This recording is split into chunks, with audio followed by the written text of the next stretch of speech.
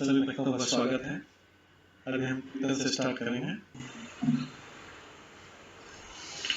जय राधा माधव कुंज बिहारी, जय राधा माधव कुंज बिहारी, जय गोपीजन वल्लभ गिरिवर धारी, जय गोपीजन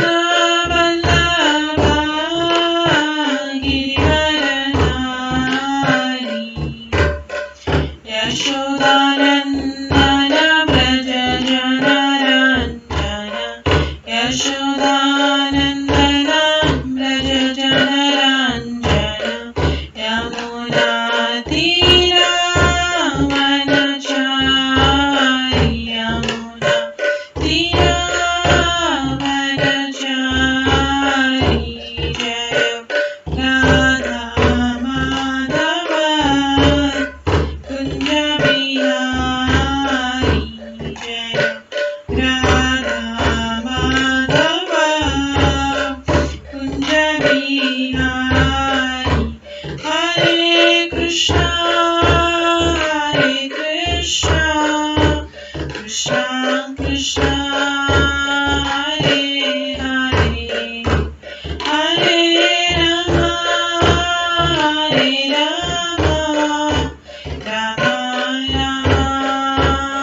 हरे हरे, हरे कृष्णा कृष्णा कृष्णा हरे हरे, हरे राम राम राम हरे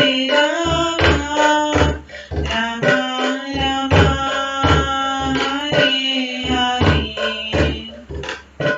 हरे कृष्णा कृष्णा कृष्णा हरे हरे, हरे राम राम राम हरे हरे, हरे कृष्णा कृष्णा कृष्णा हरे हरे, हरे राम राम हरे हरे, हरे कृष्णा कृष्णा कृष्णा हरे हरे, हरे राम राम हरे हरे, हरे कृष्णा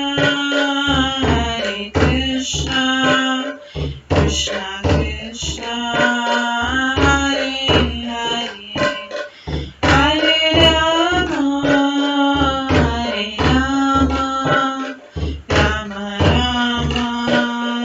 हरे हरे, हरे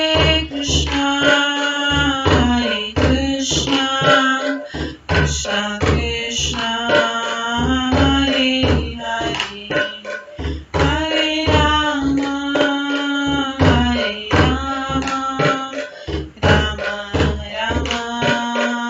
हरे हरे, जय राधा माधव राधे, जय राधा गोविंद राधे, जय गौरनिताय गौरनिताय जय गौरनिताय, जय जय प्रभुपाद प्रभुपाद जय जय प्रभुपाद, जय जय गुरुदेव गुरुदेव गुरुदेव, जय जय गुरुदेव, नित्य गौर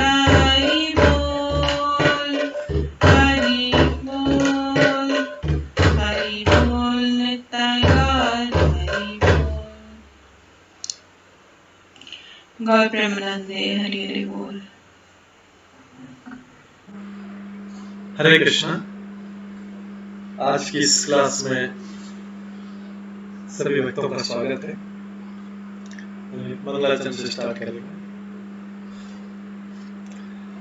ॐ अज्ञानतिमिरन्धस्य ज्ञानाञ्जनशलाकया चक्षुर्मिलितं येन तस्मै श्रीगुरुवे नमः। श्रीचैतन्यमनोभीष्टं स्थापितं येन भूतले स्वयं रूप कदा मह्यं ददाति स्वपदान्तिकम्। वन्देऽहं श्रीगुरु श्रीयुतपदकमलं श्रीगुरुं वैष्णवंश्च श्रीरूपं साग्रजातं सहगणा रघुनाथान्वितं तं सजीवं साद्वैतं सावधूतं परिजनसहितं कृष्णचैतन्यदेवं श्रीराधाकृष्णपादान् सहगणा ललिता श्रीविशाखान्वितांश्च नमो विष्णुपदाय कृष्णपृष्ठाय भूतले श्रीमते भक्तिवेदान्त स्वामिन्निधि नामिने। नमस्ते सरस्वती देवे गौरवाणी प्रचारिणे निर्विशेष शून्यवादी पाश्चात्यदेशतारिणे। वाञ्छाकल्पतरुभ्यश्च कृपा सिन्धुभ्येव च पतितानां पावनेभ्यो वैष्णवेभ्यो नमो नमः। जय श्री कृष्ण चैतन्य प्रभु नित्यानंद श्री अद्वैत गदाधर शिवासादि गौर भक्तवृंद। हरे कृष्णा कृष्णा कृष्णा हरे हरे, हरे राम राम राम हरे हरे। ओम नमो भगवते वासुदेवाय। ओम नमो भगवते वासुदेवाय। ओम नमो भगवते वासुदेवाय। नारायणं नमस्कृत्य नरं चैव नरोत्तमं देवीं सरस्वतीं व्यासं ततो जयमुदीरयेत्। नमस्ते भद्रेषु नित्यं भागवत सेवया भगवते उत्तम श्लोके भक्तिर्भवति नैष्टिकी। कृष्णाय वासुदेवाय देवकी नंदनाय च नन्दगोपकुमाराय गोविन्दाय नमो नमः। सर्ववेदान्तसारमे श्रीभागवतम् इष्यते तद्रसामृतात्तस्य नान्यत्र स्यादति क्वचित्। आराध्यो भगवान् ब्रजेश कन्यस्तनधाम वृन्दावन रम्य काचिदुपासना ब्रजवधूवर्गेण या कल्पिता। श्रीमद्भागवतं प्रमाणम् अम्लं प्रेम पुमात्मः श्रीचैतन्य महाप्रभु मतमिदं तत्रादरो न परम्। मूकं करोति वाचालं पङ्गुलं ह्यते गिरिं यत्कृपातमहं वन्दे परमानन्दमाधवम्। हरे कृष्णा।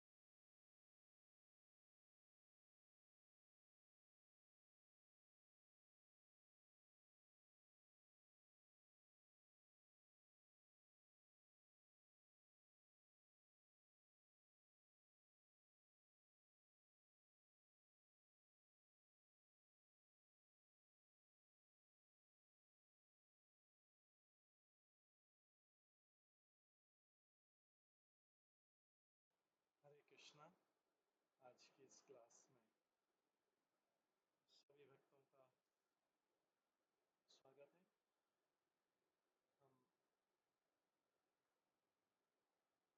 हम पिछली क्लास में श्रवण कर रहे थे हिरण्यकश्यपु का साधु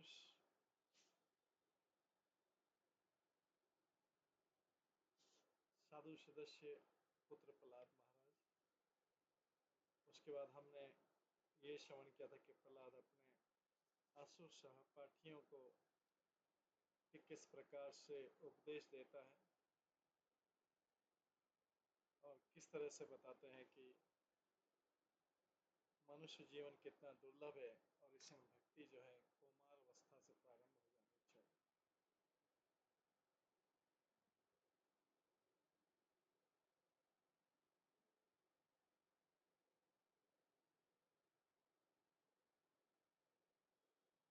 इसके बाद प्रहलाद महाराज अपने असुर सहपाठियों को उपदेश देते हैं कि जिसकी मन तथा इंद्रियां वश में नहीं, वो अतृप्त कामेच्छाओं तथा प्रबल मोह के कारण पारिवारिक जीवन में अधिक आसक्त हो जाता है। ऐसे पागल मनुष्य के जीवन के शेष वर्ष भी व्यर्थ चले जाते हैं, क्योंकि वो इन वर्षों में भी अपने को भक्ति में सही नहीं लगा पाता।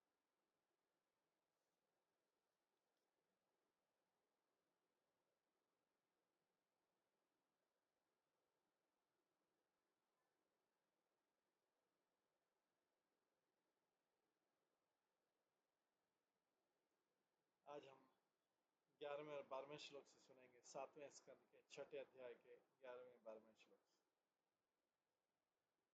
इसमें आता है, कथम प्रियाया अनुकंपिताया संगम रहस्यम रुचिषा शुशचमन्त्रान् सुहत सुतत्स्नेसिता शिशूनां कलाक्षराणाम् अनुरागचित्तः पुत्रान् स्मरतां पुत्रान् स्मरंस्तादृता प्रहत्या भ्रातन् शवसर्वपित्रो च दीनो ग्रहान्मग्यमनिज्ञो मरुपरिचितांश प्रतिश्च कुल्या पशुभर्तिवर्गान्।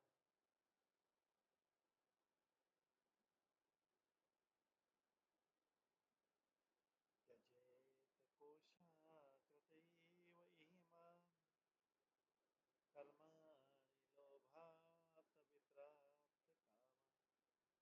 उपस्थ्यजेऽहं बहुमन्यमाना कथं विरज्येत् दुरन्तमोह। भला ऐसा मनुष्य जो अपने परिवार के प्रति अत्यधिक स्नेहिल हो और जिसके हृदय में सदैव उनकी आकृतियां रहती हों,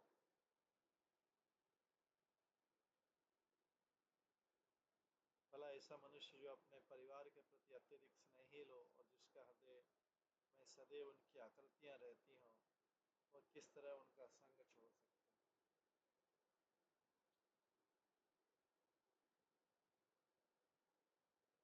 विशेषकर पत्नी अत्यधिक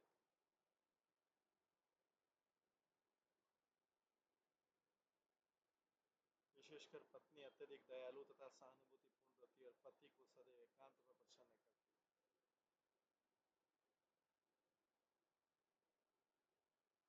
भला ऐसा कौन होगा जो ऐसी प्रिय तथा स्नेहिल पत्नी की संगति का त्याग करता हो। छोटे छोटे बालक तोतली भाषा बोलते हैं जो सुनने में अत्यंत मधुर लगती है, और उनके पिता सदैव उनके मधुर शब्दों के विषयों में सोचते रहते हैं। वो भला उनका संग किस तरह छोड़ सकता है।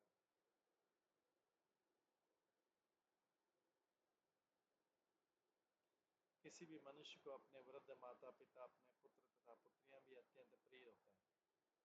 पुत्री अपने पिता की अत्यंत लाडली होती है और अपनी ससुराल में रहती हुई भी वो उसके मन में बसी रहती है। भला ऐसा कौन है जो इस संग को छोड़ेगा। इसके अतिरिक्त भी घर में अनेक अलंकृत साज सामान होते हैं तथा अनेक पशु तथा नौकर भी रहते हैं।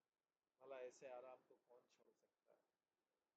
आसक्तग्रस्त उस रेशम कीट की तरह है जो अपने चारों ओर धागा बूंदकर अपने को बंदी बना लेता है, फिर उससे निकल पाने में असमर्थ रहता है।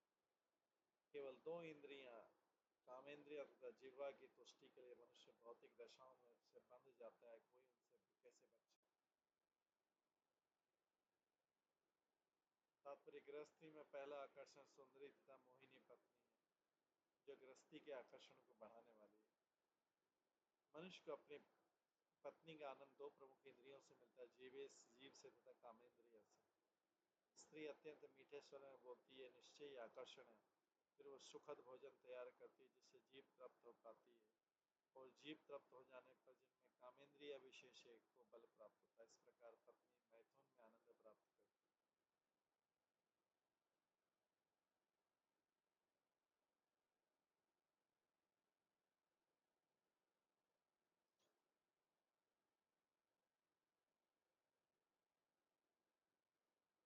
इस प्रकार पत्नी मैथुन में आनंद प्राप्त करती है। गृहस्थ जीवन का अर्थ है विषय जीवन, ये सब जीव द्वारा प्रोत्साहित।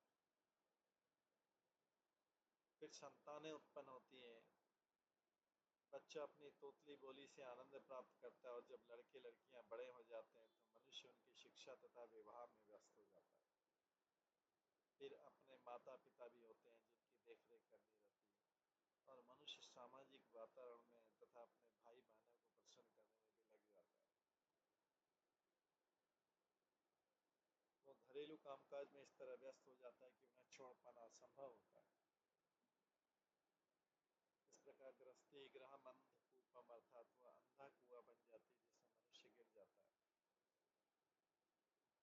ऐसे व्यक्ति के लिए उसमें से निकल पाना तब तक मुश्किल रहता है जब तक कोई बलवान अर्थात मनुष्य अर्थात गुरु उसकी सहायता न करे, क्योंकि गुरु आध्यात्मिक उपदेशों की रस्सी से पतित मनुष्य की सहायता करता है। गुरु जो है आध्यात्मिक उपदेशों की रस्सी से उसको सहायता करता है, पतित मनुष्य की सहायता करता है। पतित मनुष्य को चाहिए कि इस रस्सी का सहारा ले, और तब गुरु या पूर्ण पुरुषोत्तम भगवान कृष्ण से अंधकूप से बाहर निकाले। प्रहलाद महाराज जी अपने सहपाठियों को, क्लासमेट को उपदेश दे रहे हैं।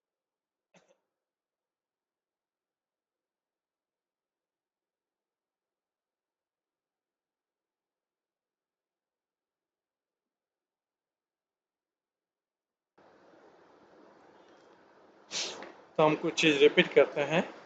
पहला वॉल्यूम कम आ रहा था। आज हम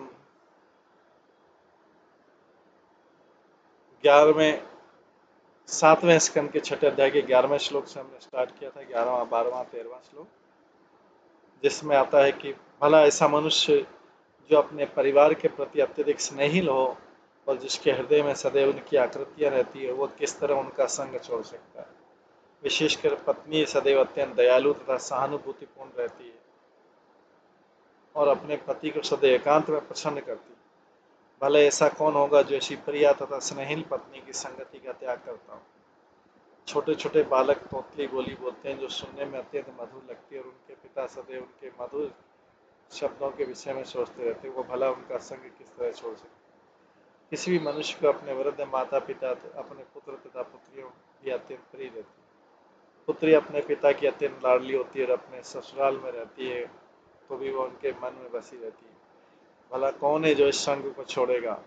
इसके अतिरिक्त भी घर में अनेक अलंकृत साज सामान होते हैं और अनेक पशु तथा नौकर भी रहते हैं। भला ऐसे आराम को कौन छोड़ना चाहता। आसक्तग्रस्त उस रेशम कीट की तरह जो अपने चारों ओर धागा बुनकर अपने को बंदी बना लेता है और फिर उससे निकल पाने में असमर्थ रहता है। केवल दो इंद्रियों, कामेंद्रिय तथा जीवा की तुष्टि के लिए मनुष्य भौतिक दशाओं से बंध जाता है, कोई इनसे कैसे बच सकता है। इस प्रकार गृहस्थी ग्रह अंधकूपम अर्थात वो अंधा कुआं बन जाता है।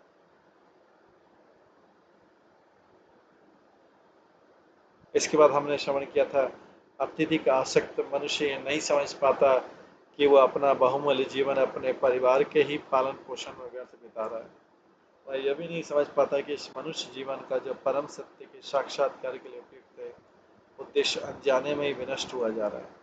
फिर वो इतनी चतुरता एवं सावधानी से देखता रहता है कि दुर्व्यवस्था के कारण एक भी दमड़ी न खोई जाए।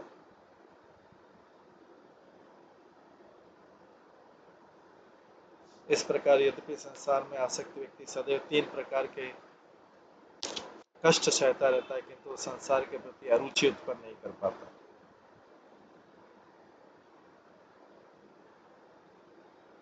ये था श्लोक। कुटुम्ब पोषाय वियत्त निजायु न बोध्यते अर्थं विहतं प्रमत्तम् सर्वर्थतापत्रये दुःखितात्मा निर्वेदितेन सुकुटुम्ब राम। अत्यधिक आसक्त मनुष्य नहीं समझ पाता है कि वह अपना बहुमूल्य जीवन अपने परिवार की पालन पोषण व्यर्थ कर रहा है।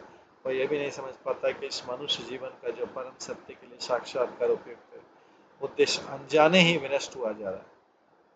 फिर भी वह इतनी चतुरता एवं सावधानी से देखता रहता है कि दुर्व्यवस्था के कारण एक भी दमड़ी न खोई जाए। इस प्रकार यद्यपि संसार में आसक्ति व्यक्ति सदैव 3 प्रकार के कष्ट सहता रहता है, किंतु इस संसार के प्रति अरुचि उत्पन्न नहीं कर पाता। तात्पर्य मूर्ख व्यक्ति न तो ये समझ पाता है कि मनुष्य जीवन का क्या महत्व क्या है, नहीं समझ पाता है कि वो किस तरह अपने परिवार वालों के भरण पोषण में ही अपना अमूल्य जीवन व्यर्थ बिता रहा है। वो अपनी हानि के एक छदाम भी गणना करने में पटु होता है, लेकिन वो इतना मूर्ख होता है, वह नहीं जानता कि इस भौतिक गणना के अनुसार कितना धन खो रहा है। चाणक्य पंडित कहते हैं कि जीवन का एक क्षण लाखों रुपए से भी नहीं खरीदा जा सकता, किंतु मूर्ख व्यक्ति ऐसे मूल्यवान जीवन को बिताने नहीं चला कि आर्थिक गणना के अनुसार कितना जीवन व्यर्थ चला गया। यद्यपि भौतिकतावादी व्यक्ति लागत की गणना और व्यापार करने में पटु होता है, किंतु उसे अनुभूति नहीं होती कि ज्ञान के अभाव में वो अपने मूल्यवान जीवन का दुरुपयोग होने लगा।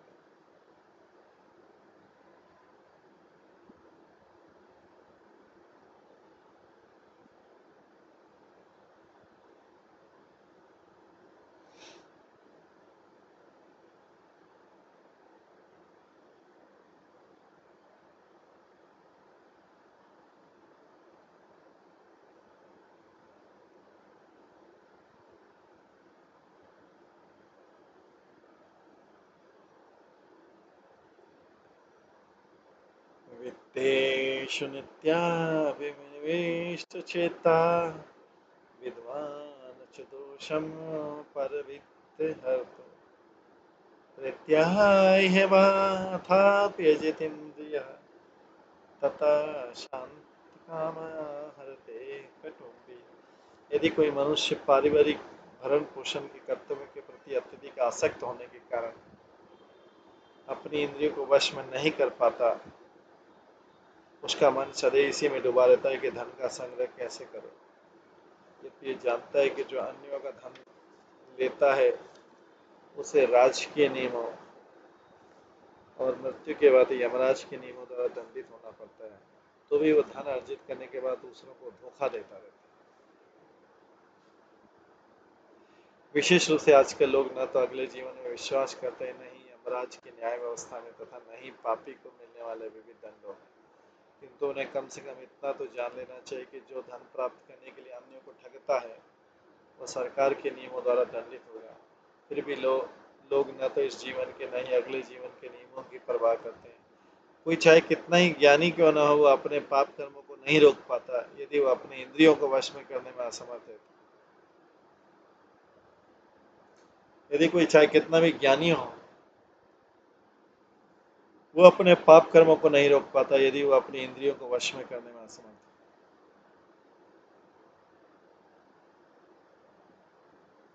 शिक्षण श्लोक है। विद्वान् पित्थं दनुजा कुटुम्बं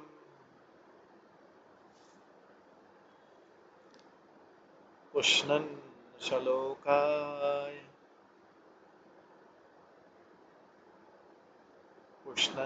श्लोकाय न कल्पते यस्वीय पारक्य विभिन्न भाव तं प्रपद्यते तथा विमूढ़।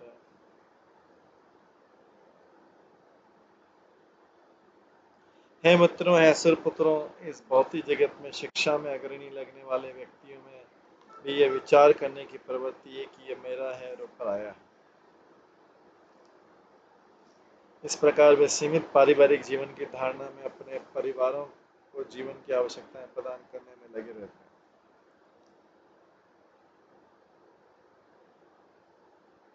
इस प्रकार वे सीमित पारिवारिक जीवन की धारणा में अपने परिवारों को जीवन की आवश्यकताएं प्रदान करने में लगे रहते हैं, मानो अशिक्षित कुत्ते बिल्ली हों। वे आध्यात्मिक ज्ञान ग्रहण नहीं कर सकते, प्रत्युत वे मोहग्रस्त तथा ज्ञान से पराधीन हैं। तात्पर्य, मानव समाज में मनुष्य को शिक्षित करने के प्रयास किए जाते हैं, किंतु पशु समाज में न तो ऐसी व्यवस्था है, न ही पशुओं को शिक्षित किया जा सकता। अतः पशुओं एवं मूर्ख मनुष्यों को विमूढ़ या मोहग्रस्त कहा जाता है। शिक्षित मनुष्य को विद्वान कहते हैं। असली विद्वान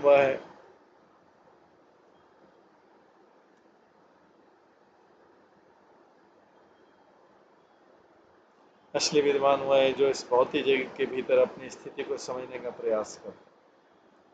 उदाहरण, जब सनातन गोस्वामी ने श्री चैतन्य महाप्रभु के चरण कमलों की शरण ली तो उनका पहला प्रश्न था कि के आमी केने आमाए जारे ताप्त रहे। दूसरे शब्दों में अपनी स्वाभाविक स्थिति जानना चाहते थे और ये जानना चाहते थे कि वे संसार के 3 प्रकार के दुख क्यों उठा रहे हैं।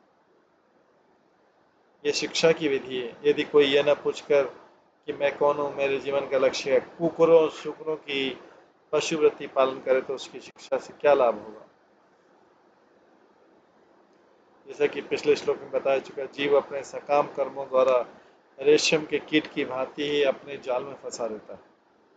मूर्ख लोग सामान्यतः इस भौतिक जगत का भोग करने की प्रबल इच्छा के कारण अपने सकाम कर्म द्वारा बंधे हैं। ऐसे लोग समाज, जाति तथा राष्ट्र की ओर आकर्षित होकर अपना समय व्यर्थ गंवाते और मनुष्य जीवन पाकर उसका लाभ नहीं उठाते। विशेषकर इस कलयुग में बड़े बड़े नेता, राजनीतिक, दार्शनिक तथा वैज्ञानिक मूर्खतापूर्ण कार्यों में यह सोचकर लगे हैं कि यह मेरा है और वह तुम्हारा है। विज्ञानी नाभिकीय अस्त्रों का आविष्कार करते हैं और अपने समाज या राष्ट्र का हित और समर्थन करने के लिए बड़े बड़े नेताओं से सहयोग करते हैं।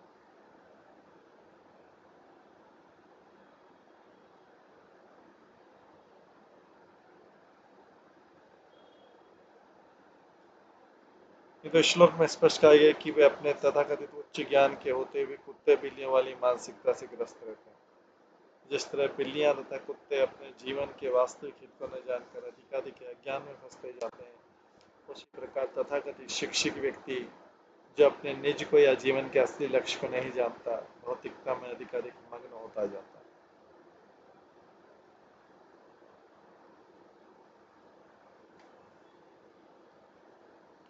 अतः प्रहलाद महाराज को हर एक को वर्णाश्रम सिद्धांतों का पालन करने के लिए उपदेश देते हैं। प्रत्येक व्यक्ति को चाहिए कि एक विशेष अवस्था को प्राप्त करने पर वह आध्यात्मिक ज्ञान का अनुशीलन करने के लिए संन्यास आश्रम ग्रहण करे और इस तरह मुक्त हो।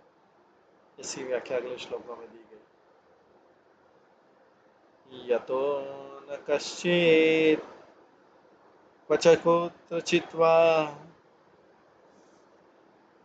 विना स्वयमात्मानं मलं समर्थ विमोचितुं कामदृशां विहार क्रीडा मृगः यन्निगणा विसर्ग तत्विदुरात् परिहर्ति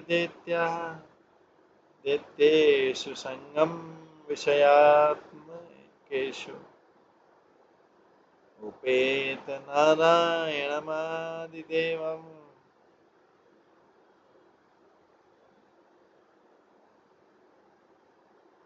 समोक्तसंगेशितापवर्ग। हे मित्रों, हे दैत्य पुत्रों, यह निश्चित है कि भगवान के ज्ञान से विहीन कोई भी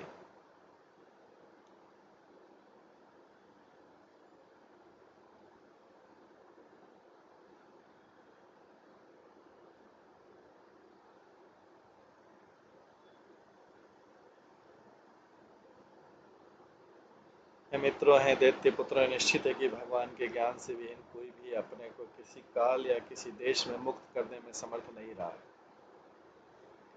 उल्टे ऐसे ज्ञान विहीन लोग भौतिक नियमों से बन जाते हैं। वे वास्तव में इंद्रिय विषय में लिप्त होते हैं। उनका लक्ष्य स्त्रियां होता है। निस्संदेह ऐसे लोग आकर्षक स्त्रियों के हाथों का खिलौना बने रहते हैं। ऐसी जीवन धारणाओं का शिकार बनकर वे बच्चों, नातियों तथा पनातियों से घिरे रहते हैं और इस तरह वे भाव बंधन की जंजीरों से जकड़े जाते हैं। जो लोग ऐसे जीवन धारणा में बुरी तरह लिप्त रहते हैं वे दैत्य कहलाते हैं।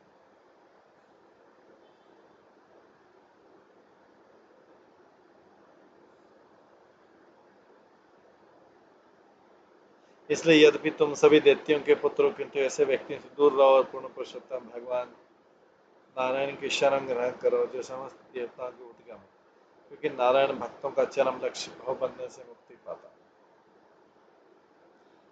तात्पर्य, प्रहलाद महाराज यह दार्शनिक धारणा बनाए रहे कि मनुष्य को ग्रस्त जीवन के अंधकूप को त्याग कर पूर्ण पुरुषोत्तम भगवान के चरण कमलों की शरण ग्रहण करने के लिए जंगल में चले जाना चाहिए।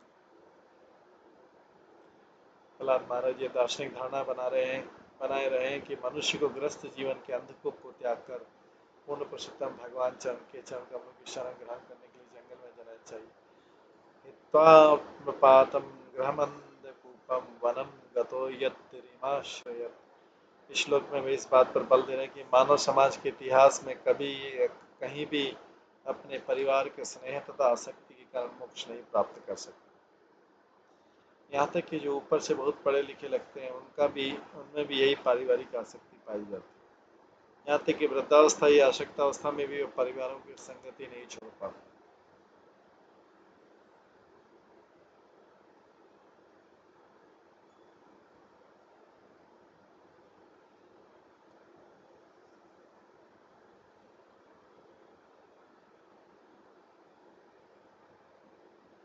यहाँ तक कि वृद्धावस्था या आसक्ति अवस्था में भी अपने परिवारों की संगति नहीं छोड़ पाते, क्योंकि इंद्रिय भोग के प्रति आसक्त रहते हैं। जैसा कि हमने कई बार वाक्य की यन में थुनादि ग्रह में सुखम तुच्छम तथा कथित ग्रस्त मात्र यौन सुख के प्रति आकृष्ट रहते हैं।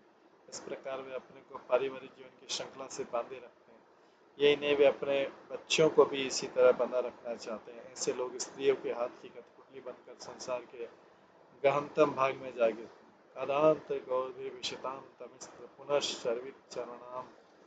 चूंकि वे अपने इंद्रियों को वश में नहीं रख सकते, अतः वे चर्वण जीवन बिताते रहते हैं और संसार के घोर अंधकारमय भागों में नीचे नीचे लोग जाते हैं।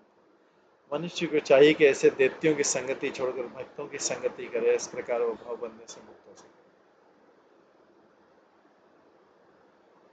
नहीं अच्युतम प्रणीयत बहु आयास असुरात्मजः आत्मवाद सर्वभूतानां सिद्धत्वात् ये सर्वतः। हे दैत्य पुत्रों, पूर्ण पुरुषोत्तम भगवान नारायण ही समस्त जीवों के पिता और आदि परमात्मा है।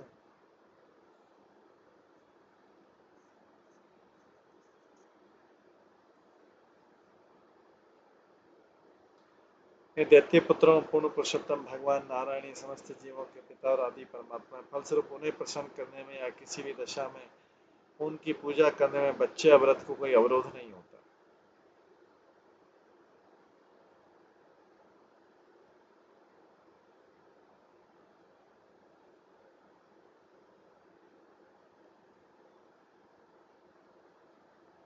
जीव तथा पूर्ण पुरुषोत्तम भगवान का अंतर संबंध एक तथ्य है। अतः भगवान को प्रसन्न करने में कोई कठिनाई नहीं है।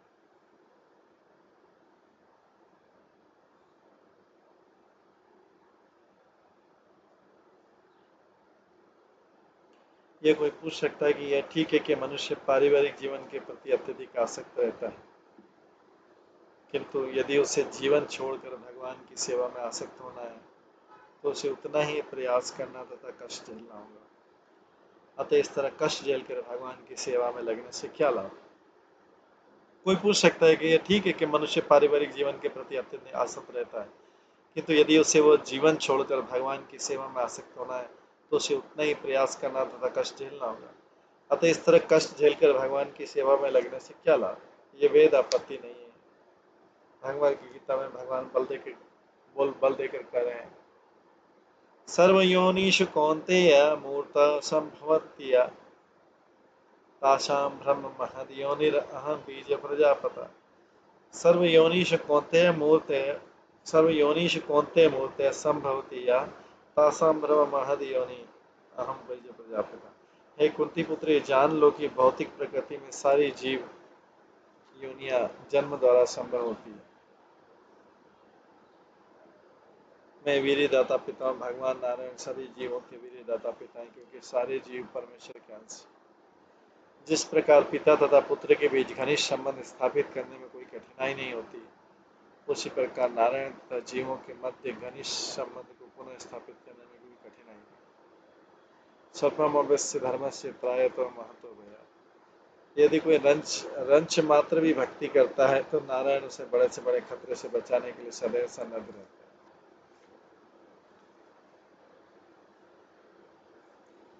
इसका सर्वविदित उदाहरण अजामिल है। अजामिल ने अनेक पाप कर्म करके अपने को पूर्ण पुरुषोत्तम भगवान से विलग कर दिया और यमराज ने उसे दोषी ठहराकर अत्यंत कठोर दंड देना चाहा, लेकिन उसने मृत्यु के समय नारायण का नाम उच्चारण किया था। यद्यपि भगवान नारायण का उच्चारण न होकर उसके पुत्र नारायण का उच्चारण था, तो भी यमराज के हाथों से बचा लिया गया। इसलिए नारायण को प्रसन्न करने में उतना प्रयत्न नहीं करना पड़ता।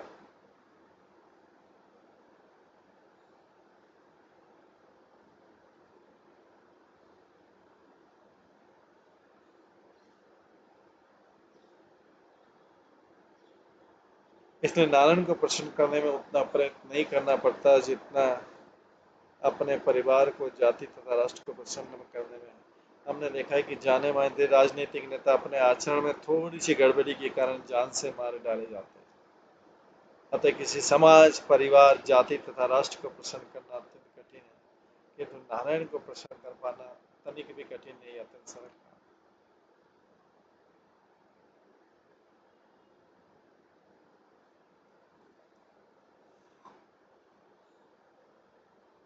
मनुष्य का कर्तव्य है कि वह नारायण के साथ अपने संबंध को पुनः जागृत करे।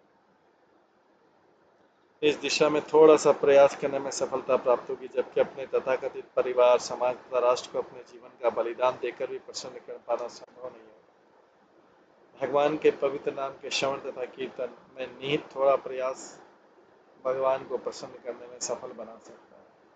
अतः श्री चैतन्य महाप्रभु ने अपना आशीर्वाद परम विजयते श्री कृष्ण संकीर्तन, श्री कृष्ण संकीर्तन की जय करके दिया। यदि कोई मनुष्य जीवन का असली लाभ उठाना चाहता है तो उसे भगवान के पवित्र नाम का कीर्तन करना चाहिए।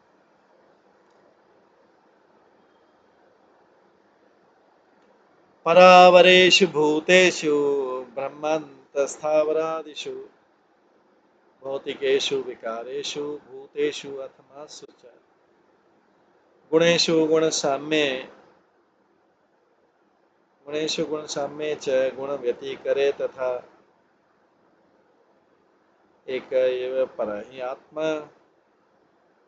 भगवान ईश्वराव्य प्रत्यक आत्मस्वरूपेण दृश्य रूपेण च स्वयं व्याप्य व्यापक निर्देश्य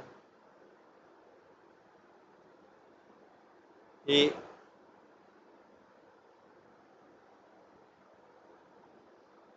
निर्देश्य विकल्पितः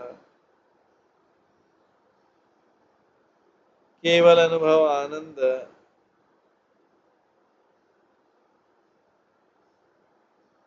स्वरूपः परमेश्वरः मायान्तरहित ऐश्वर्य यते गुण सर्गया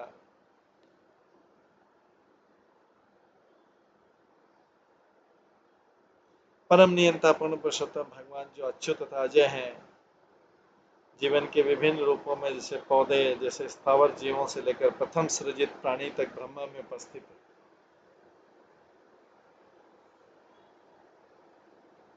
वे अनेक प्रकार की भौतिक सृष्टियों में भी उपस्थित है तथा सारे भौतिक तत्वों, संपूर्ण भौतिक शक्ति एवं प्रकृति के तीनों गुणों के साथ साथ अव्यक्त प्रकृति मिथ्या अहंकार में भी उपस्थित है। भगवान एक होकर भी वे सर्वत्र उपस्थित रहते हैं। वे समस्त कारणों के कारण दिव्य परमात्मा भी है, जो सारे जीवों के अंतःस्थल में प्रेक्षक के रूप में उपस्थित है। उन्हें व्यापक तथा सर्वव्यापक परमात्मा के रूप में इंगित किया गया है, लेकिन वास्तव में भी इनको इंगित नहीं किया जा सकता। वे अपरिवर्तित तथा विभाज्य हैं। वे परम सच्चिदानंद के रूप में अनुभव किए जा सकते हैं। माया के आवरण से ढके होने के कारण नास्तिक को वे अविद्यमान प्रतीत होते हैं। तात्पर्य, भगवान न केवल समस्त जीवों के परमात्मा के रूप में उपस्थित है, अपितु एक साथ वे सारी सृष्टि में प्रत्येक वस्तु में व्याप्त।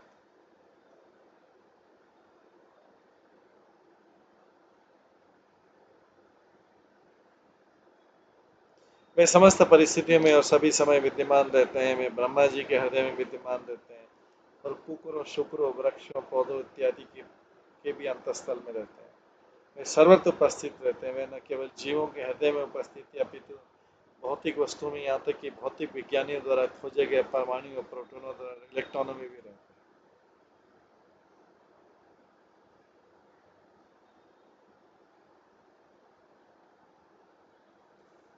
परमेश्वर तीनों रूपों में उपस्थित है, ब्रह्म, परमात्मा तथा भगवान। चूंकि सर्वत्र विद्यमान है, अतः उन्हें सर्वखलित ब्रह्म कहा गया। ब्रह्मा से परे हैं। भगवद गीता से पुष्टि थी कि वह अपने ब्रह्म रूप के द्वारा कृष्ण सर्वव्याप्त है, मया तदमिदं सर्वम। लेकिन ब्रह्म कृष्ण पर आश्रित है।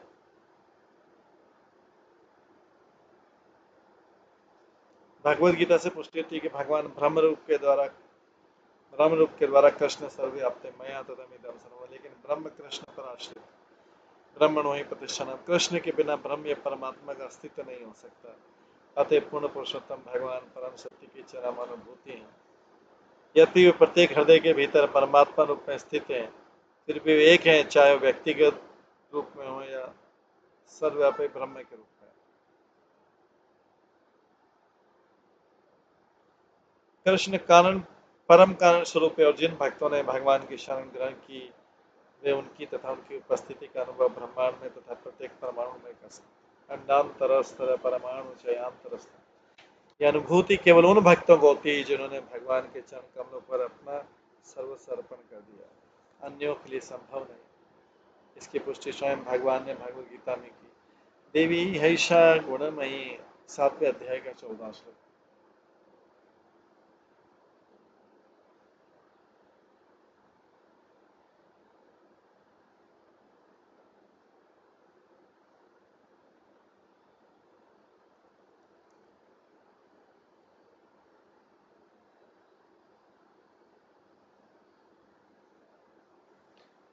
सौभाग्यशाली जीव भक्ति में प्रवृत्ति में शरणागति की विधि को अपनाते हैं। अनेक लोगों में विभिन्न योनियों में चक्कर लगाने के बाद जब मनुष्य को भक्त की कृपा से परम सत्य का असली ज्ञान होता है, तो भगवान की शरण ग्रहण करता है। जैसा कि भगवद गीता में पुष्टि, बहुनाम जब नाम अंत्य ज्ञान वाम मापते। दैत्य कुलों में उत्पन्न प्रहलाद महाराज के सहपाठी ने सोचा कि ब्रह्म की अनुभूति कर पाना अत्यंत कठिन होगा। निसंदेह अनेक लोग यही बात कहते हैं, इसका हमें अनुभव, किंतु वास्तव में ऐसा नहीं है। ब्रह्म पूर्ण पुरुषोत्तम भगवान समस्त जीवों से घनिष्ठतापूर्वक संबंधित है। अतः यदि कोई वैष्णव दर्शन को समझता है, तो जो ये बतलाता है कि वे किस तरह सर्वत्र उपस्थित है और वह किस प्रकार सर्वत्र कम करते हैं, तो उसके लिए परम भगवान की पूजा करना या उसकी अनुभूति करना अत्यंत भी कठिन है। फिर भी भगवान की अनुभूति भक्तों की संगति से संभव है। अतः श्री चैतन्य महाप्रभु ने रूप गोस्वामी की शिक्षा देते हुए कहा, ब्रह्मांड भ्रमित कौन भाग्यवान जीव, गुरु कृष्ण प्रसाद पाए भक्ति लता बीच। भौतिक दशा में जीव अनेक योनियों में तथा अनेक परिस्थितियों में घूमता रहता है, किंतु यदि वह शुद्ध भक्त के संपर्क में आता है और भक्ति के विषय में उससे शिक्षाएं ग्रहण करने की बुद्धिमानी दिखाता है, तो ब्रह्म तथा परमात्मा के उच्च पूर्ण पुरुषोत्तम भगवान को बिना कठिनाई के समझ सकता है।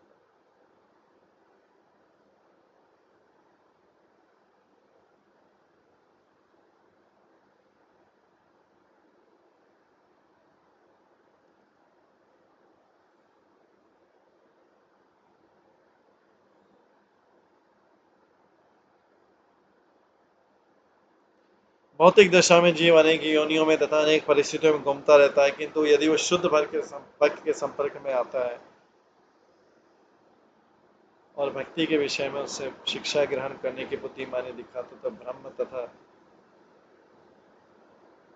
परमात्मा के उच्च पूर्ण पुरुषोत्तम भगवान को बिना कठिनाई के समझ सकता है। इस संबंध में मध्वाचार्य कहते हैं, अंतर्यामी प्रत्यगात्मा व्याप्ते कालो हरिस्मृत प्रकृति आत्म सावृत तत्वात् हरिश्च न ज्ञायते।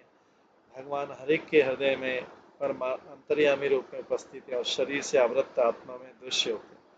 निसंदेह वे प्रत्येक काल तथा परिस्थिति में सर्वत्र हैं, लेकिन माया के आवरण से प्रच्छन्न होने के कारण सामान्य व्यक्ति को लगता है कि ईश्वर है नहीं।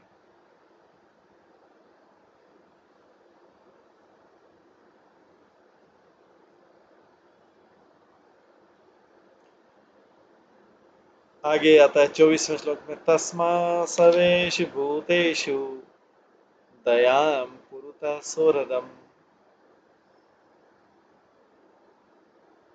तस्मात् सर्वेषु भूतेषु दयां कुरुता सुरदम भावम् आसुरम मुच्य यया तुष्यति अदोक्षजः।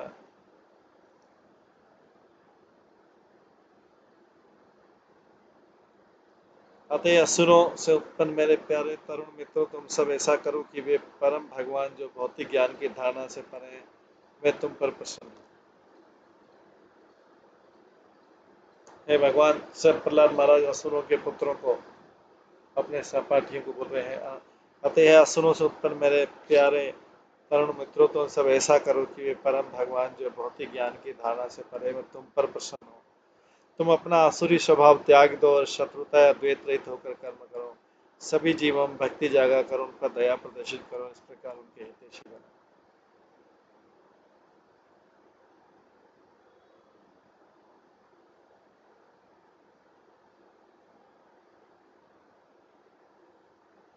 तात्पर्य भगवद गीता में भगवान कहते हैं, भक्तिया माम अभिजानाति यावन यश्चस्मि तत्वतः। मनुष्य केवल भक्ति से परमेश्वर को यथारूप में समझ सकता है।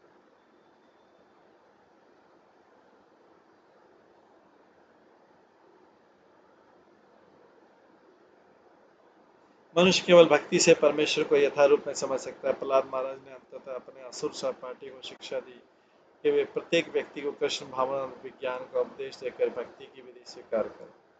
उपदेश देना भगवान की सर्वोत्तम सेवा है।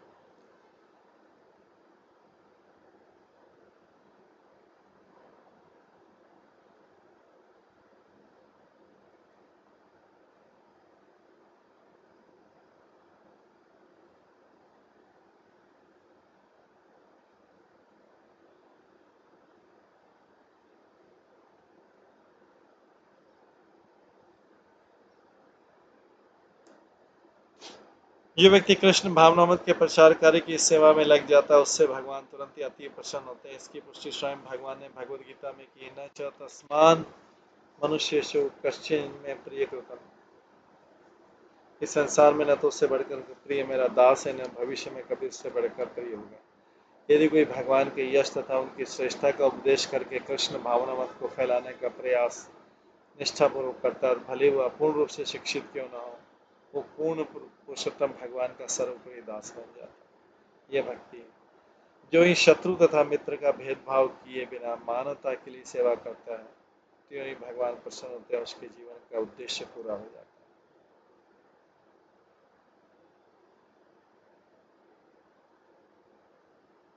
अतः श्री चैतन्य महाप्रभु ने प्रत्येक व्यक्ति को उपदेश दिया है कि गुरु भक्त बने और कृष्ण भावनामृत का प्रचार करें। जारे देखो तारे कहो कृष्ण उपदेश। पूर्ण पुरुषोत्तम भगवान की अनुभूति करने का यह सरलतम उपाय है। ऐसे उपदेशकारी से उपदेशक तुष्ट होता है और जिन्हें उपदेश दिया जाता है वे भी तुष्ट हो जाते हैं। संपूर्ण विश्व में शांति लाने की विधि यही। भक्तानां यज्ञतपस्यां सर्वलोक महेश्वरम सुहृदं सर्वभूतानां ज्ञात्वा शांतिं गच्छति। प्रत्येक व्यक्ति को चाहिए कि परमेश्वर संबंधी ज्ञान के इन 3 सूत्रों को समझे कि वे परम भोक्ता हैं, वे प्रत्येक वस्तु के स्वामी हैं और वे सबों के श्रेष्ठ सुहृद तथा सखा। उपदेशक को सत्य स्वयं समझने चाहिए और सबों को उन्हीं का उपदेश देना चाहिए, तब सारे विश्व में शांति रहेगी।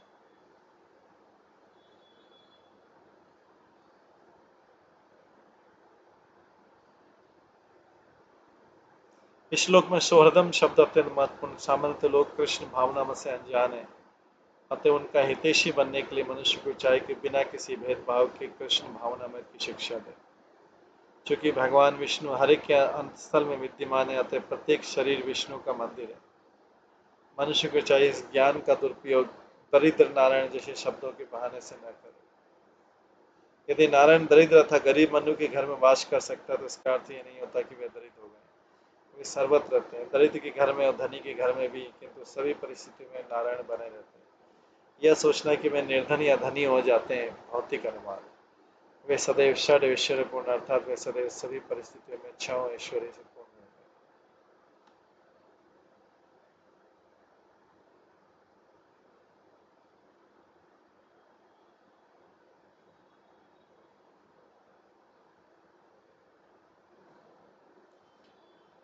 तुष्टे च तत्र किमलभ्यमनन्ते आद्ये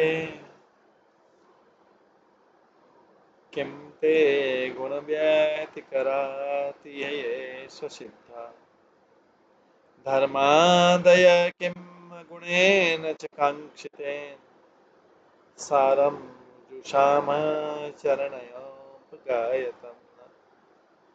जिन भक्तों ने समस्त कारणों के कारण समस्त वस्तुओं के आदि स्रोत पूर्ण पुरुषोत्तम भगवान को प्रसन्न कर लिया है,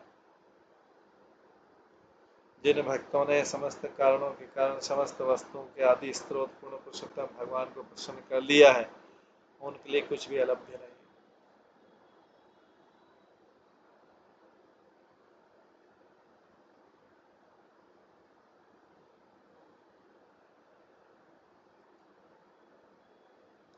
भगवान असीम आध्यात्मिक गुणों के आगार है।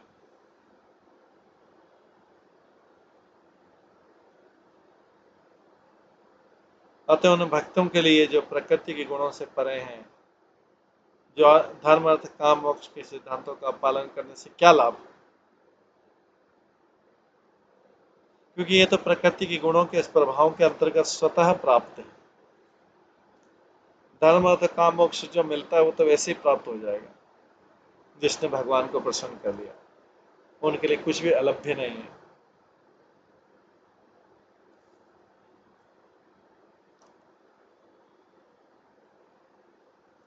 हम भक्तगण सदैव भगवान के चरण कमलों का यशोगान करते हैं, अतः हमें धर्म अर्थ काम मोक्ष की याचना नहीं करनी चाहिए। तात्पर्य उन्नत सभ्यता में सभी लोग धार्मिक बनने, आर्थिक दृष्टि से भली भांति सुस्थित होने, अपनी इंद्रियों को पूर्ण तुष्ट करने एवं अंत में मोक्ष लाभ करने के लिए इच्छुक रहते हैं, किंतु बढ़ चढ़कर इतनी वांछा नहीं करनी चाहिए। निसंदेह भक्तों के लिए सब सहज दुर्लभ सुलभ है।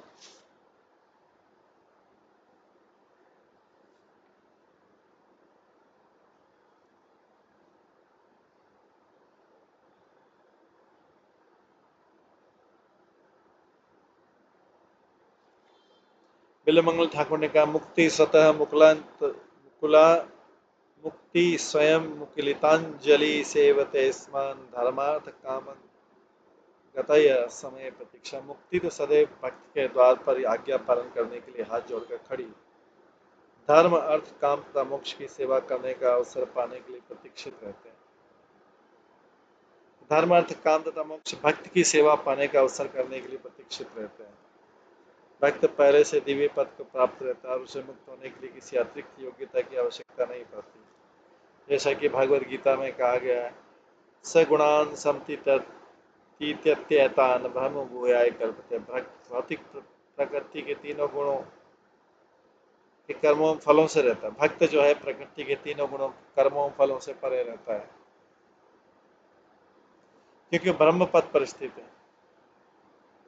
प्रहलाद महाराज ने कहा, अगुणेन च कांक्षितेन, यदि कोई भगवान के चरण कमलों की दिव्य प्रेमा भक्ति में लगा हो तो उसे अर्थ धर्म काम या मोक्ष की परवाह नहीं रहती। अतः दिव्य ग्रंथ श्रीमद् भागवतम के प्रारंभ में कहा गया है, धर्म प्रोज्झित केतवत्र, धर्म अर्थ काम तथा मोक्ष तो केतव है, ये छल है, अर्थात वे मिथ्या तथा व्यर्थ हैं।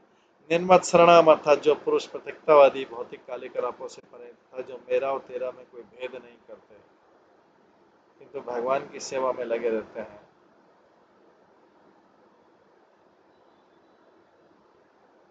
वे ही वास्तव में भागवत धर्म स्वीकार करने योग्य हैं।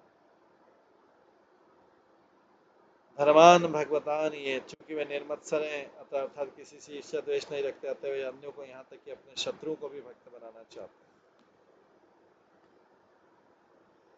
इस संबंध में श्रील मध्वाचार्य कहते हैं, कांक्षते मोक्ष गमपि सुखम नाकांक्षतो यथा। भक्तगण किसी भी भौतिक सुख की आकांक्षा नहीं रखते जिसमें मोक्ष प्राप्त होने वाला सुख भी सम्मिलित है। यह अन्य अभिलाषिता शून्य में ज्ञान कर्मादि अनावृतम कहलाता है।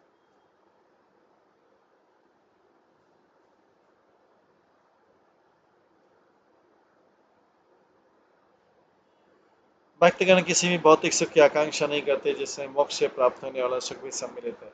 वह अन्य अभिलाषिता शून्य में ज्ञान कर्मादि अनावृतम कहलाता है। कर्मी भौतिक सुख चाहते हैं और ज्ञानी मोक्ष चाहते हैं, किंतु भक्त कुछ भी नहीं चाहता। वो तो भगवान के चरण कमलों की दिव्य प्रेमा भक्ति करके करके तथा सर्वत्र उपदेश और उनके गुणगान के द्वारा ही संतुष्ट रहता है, क्योंकि यही उसके जीवन और प्राण।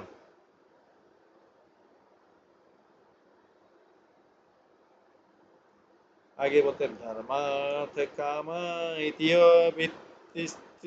वर्ग इच्छा त्रयीनैदमो विविधा च वार्ता मन्ये तदेतखिलं निगमस्य सत्यं सात्मा परं श्रद्धे परमस्य पुनः। धर्म अर्थ तथा काम, इन तीनों को वेदों में त्रिवर्ग अर्थात मोक्ष के तीन साधन बताया गया।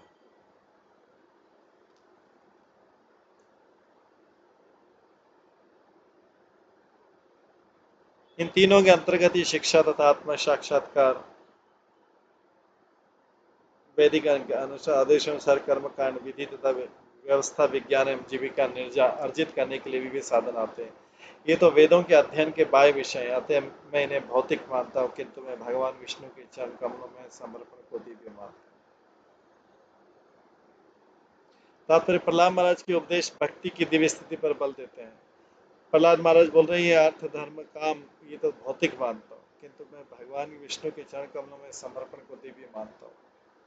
प्रहलाद महाराज के ये उपदेश भक्ति की दिव्य स्थिति पर बल देते हैं। इसमें बोला गया है, 14 भागवत गीता के 14वें अध्याय में बोला गया, माम च यो व्यभिचारिणे भक्ति योगेन सेवते स गुणान् संतीत्य एतान ब्रह्म भूय कल्पते।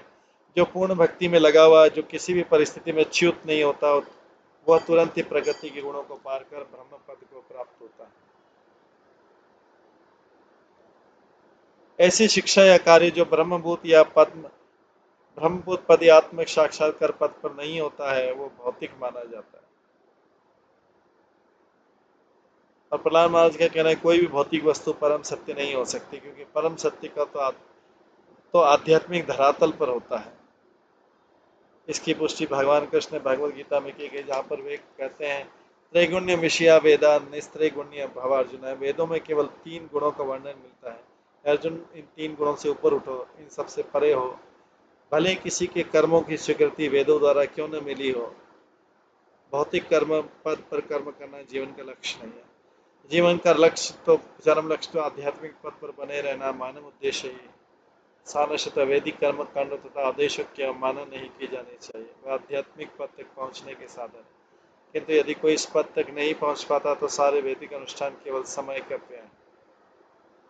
इसकी पुष्टि श्रीमद् भागवत में हुई।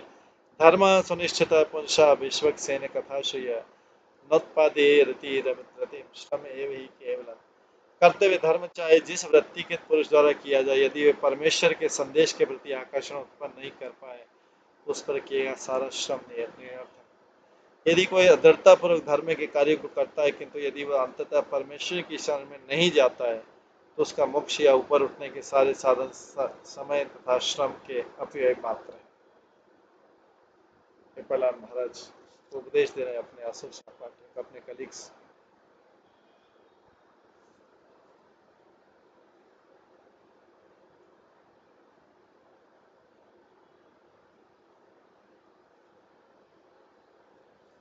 इसमें आगे और भी उपदेश है जो प्रहलाद महाराज अपने असुर सहपाठी को दे रहे हैं।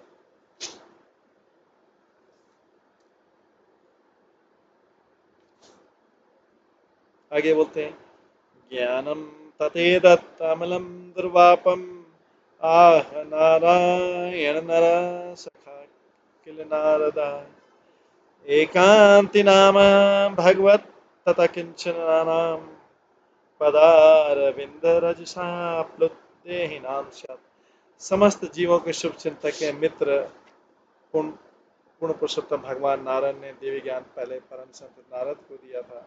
ऐसा ज्ञान नारद जैसे संत की कृपा के बिना समझना पाना कठिन है, किंतु जिसने भी नारद शिष्य परंपरा की शरण लगती है वह उस गुह्य ज्ञान को समझ सकता है। प्रहलाद महाराज असुर पुत्र को बताना चाहते थे कि यद्यपि ऐसा ज्ञान केवल नारद जी के जैसे संत पुरुष द्वारा समझा सकता है, किंतु उन असुर पुत्रों को भी निराश नहीं होना चाहिए, क्योंकि यदि भौतिक गुरुओं के बजाय नारद की शरण ग्रहण करता है तो इस ज्ञान को समझना संभव हो पाता है। इसे समझना उच्च कुलीनता पर निर्भर नहीं है, जीव निश्चय ही आध्यात्मिक पद पर शुद्ध होता है। जो कोई गुरु की कृपा से आध्यात्मिक पद को प्राप्त कर लेता है वह गुह्य ज्ञान को भी समझ लेता है। श्रुतम एतत्मया पूर्वं ज्ञानम विज्ञान संयुतम धर्मम भागवतम शुद्धम नारदा देव दर्शनात्। प्रहलाद महाराज ने आगे कहा, मैंने ये ज्ञान भक्ति में सदैव तल्लीन रहने वाले परम संत नारद से प्राप्त किया। ये भी बोल रहे हैं, डिस्क्लोज कर देते हैं कि मेरा गुरु कौन था। प्रहलाद महाराज बोल रहे हैं अपने असुर सहपाठियों को, ये ज्ञान मैंने नारद मुनि से प्राप्त किया। ये ज्ञान भागवत धर्म कहलाता है, जो अत्यंत वैज्ञानिक तर्क दर्शन तथा तर्क दर्शन पर आधारित समस्त भौतिक कलमों से मुक्त। अभी जो असुर पुत्र थे, दैत्य पुत्र प्रहलाद के साथ वाले सब सुन रहे थे, अब वो बोलते हैं, दैत्य पुत्र उसे दो श्लोक बोलते हैं। प्रहलाद त्वयं वयं चापि नर्तिन्यं विद्यते विद्महे गुरुम् एताभ्यां गुरुपुत्राभ्यां बालानामपि ईश्वर बालस्यान्तः पुरस्तस्य महत्सङ्गो दुरन्वय छिन्दीन संशय सौम्य स्याच्छेदिस्त्रम्भ कारण। दैत्य पुत्रों ने कहा, हे प्रहलाद, न तो तुम और न ही हम शुक्राचार्य के पुत्र षण तथा अमरकत के अतिरिक्त अन्य किसी अध्यापक का गुरु को जानते हैं। अंततः हम बच्चे हैं, वे हमारे महानित्रक हैं। तुम जैसे महल के भीतर रहने वाले के लिए ऐसे महापुरुष की संगति कर पाना अत्यंत कठिन है। हे परम भद्र मित्र, क्या तुम बतलाओगे कि तुम्हारे लिए नारद मुनि से कैसे संभव है? इस संबंध में हमारी शंका को दूर करो। तुम तो अभी 5 वर्ष के बालक हो, तुमने नारद मुनि से ये ज्ञान कब ले लिया? अभी असुर पुत्रों ने पूछा प्रश्न, बहुत अच्छा प्रश्न। प्रहलाद महाराज ने बोला, मैंने नारद मुनि से सीखा, ये ज्ञान भागवत धर्म कहलाता है। प्रहलाद महाराज तो बच्चे लोग बोलते हैं प्रहलाद से कि न तो तुम और हम शुक्राचार्य के पुत्र संध्या मन करके संबंध के अतिरिक्त अन्य किसी अध्यापक या गुरु को जानते हैं। हम बच्चे और वे हमारे नियंत्रक। तुम लोगों के लिए ऐसे महापुरुष की संगति पाना तो कठिन है। तुम बताओगे कि तुमने नारद मुनि से कब सुन लिया ये ज्ञान, और इस शंका को हमें दूर करो। इस प्रकार असुर के पुत्र जो है वो लोग प्रहलाद महाराज से पूछते हैं, क्या तुम्हारा सोर्स क्या है, कहाँ से? उन्होंने बोला नारद मुनि, लेकिन नारद मुनि से कब मिले तुम, ये पूछते। इस प्रकार की जिज्ञासा है। आगे प्रहलाद महाराज बताते हैं कि मैंने गर्भ में सीखा। आगे बताएंगे। तो अगला चैप्टर है प्रहलाद ने गर्भ में क्या सीखा, वो हम कल की क्लास में शुरू करेंगे। आज की क्लास के यहीं पे विराम देते हैं। सभी भक्तों का बहुत बहुत धन्यवाद। सब भक्तों के लिए एक बार हरे कृष्ण महामंत्र का जप करते हैं। हरे कृष्णा कृष्णा कृष्णा हरे हरे, हरे राम राम राम हरे। श्रीमद् भागवतम महापुराण की जय। श्रील प्रभुपाद की जय। सभी भक्तगणों की